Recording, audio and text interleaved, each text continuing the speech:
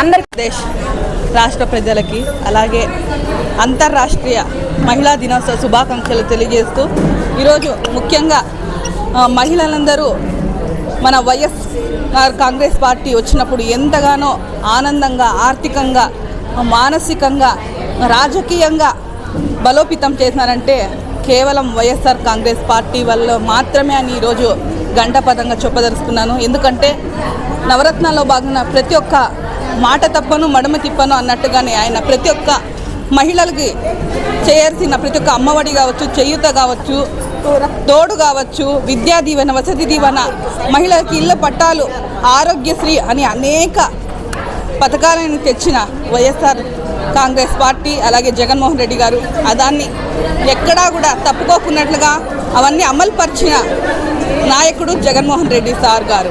మహిళా పక్షపాతి అని కూడా అనవచ్చు. కానీ ఈ కూటమి ప్రభుత్వం వచ్చిన తర్వాత మహిళలకి ఎంత అన్యాయం జరిగిందంటే సూపర్ 6లో భాగంగా మహిళా శక్తి అన్నారు, తల్లికి వందనం అన్నారు. తల్లికి వందనం కాదు కానీ తల్లికి పంగనామాలు పెట్టిన పరిస్థితి ఈ కూటమి ప్రభుత్వంది. అదేవిధంగా ఉచిత బస్సు అన్నారు, 9 నెలలు గడుపు వస్తుంది, ఇప్పుడు కూడా ఒక ఉచిత బస్సు కానీ ఉచిత మంచినీళ్ళు కూడా ఇవ్వలేని పరిస్థితి ఈ ప్రభుత్వం ఉంది.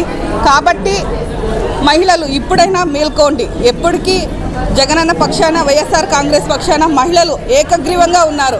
కానీ ఈ కూటమి ప్రభుత్వం చేస్తున్న అన్యాయాలను కూడా అడ్డుకునే శక్తి మనలో ఉంది. కాబట్టి మనందరము మరొకసారి మేము మహిళలకి ఏమాత్రం తీసుకోమని ఈ ముఖంగా తెలియజేస్తాను. అలాగే మా అర్బన్ సంబంధించిన అనంత వెంకటరామరెడ్డి సార్ గారు ఇప్పుడు జిల్లా అధ్యక్షులు కావచ్చు, అలాగే గతంలో ఎమ్మెల్యే కూడా మహిళలకి జగన్మోహన్ రెడ్డి సార్ గారు 50% రిజర్వేషన్ ఇచ్చి రాజకీయంగా అన్ని విధాలుగా బలోపేతం చేస్తున్నారు. అలాగే మా అనంత వెంకటరామరెడ్డి సార్ గారు కూడా దాదాపు 50 సీట్లుంటే మహిళలకే 28 సీట్లు కూడా కేటాయించిన ఘనత కూడా అనంత వెంకటరామరెడ్డి సార్ గారిదే. ఎందుకంటే 50% జగన్మోహన్ రెడ్డి సార్ ఇస్తే ఇక్కడ అర్బన్లో కూడా మాకి 70% మహిళలకి సీట్లు కేటాయించినది ఘనత ఆయనకే చెందుతుందని మరొకసారి ఇటువంటి నాయకుల పరిపాలన మహిళలకి ఎంత ఉన్నత స్థానంగా తీసుకుని వెళ్తున్నారో ఇప్పటికి నక్కకి నాగలోకం తేడా ఇప్పుడే గమనించవచ్చు. కాబట్టి